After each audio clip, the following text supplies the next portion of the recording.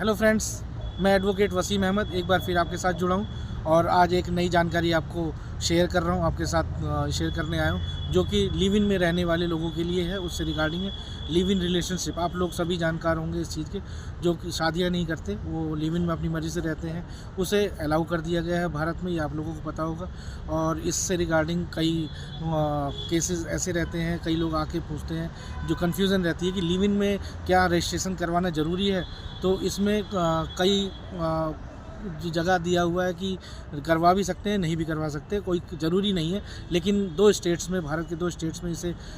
एक में बिल्कुल कंपलसरी बना दिया गया है और एक स्टेट में एडवाइजरी दी गई है और जिसमें डायरेक्शन दी गई है। तो उसमें मैं बता दूं, उत्तराखंड में जो स्टेट है हमारे देश का, उसमें उत्तराखंड सरकार ने 2024 में जो यूसीसी कानून पास किया था, उसके तहत इस लिव इन रिलेशनशिप में रहने वाले लोगों के लिए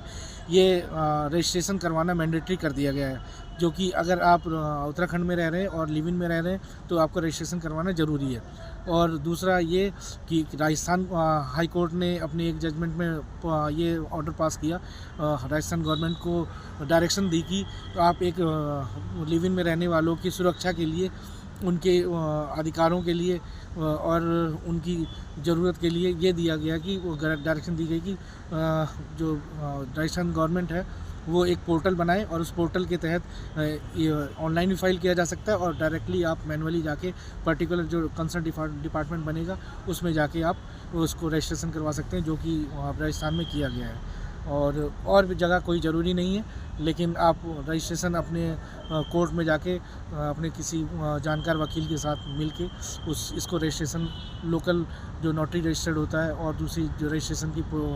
प्रोसीजर होता है उसके थ्रू आप रजिस्टर करवा सकते हैं, जो कि इसके लिए दोनों ही पार्टी के लिए इन फ्यूचर फ़ायदेमंद रहता है। और एक चीज़ और इसमें मैं आपको बता दूं, इसमें अगर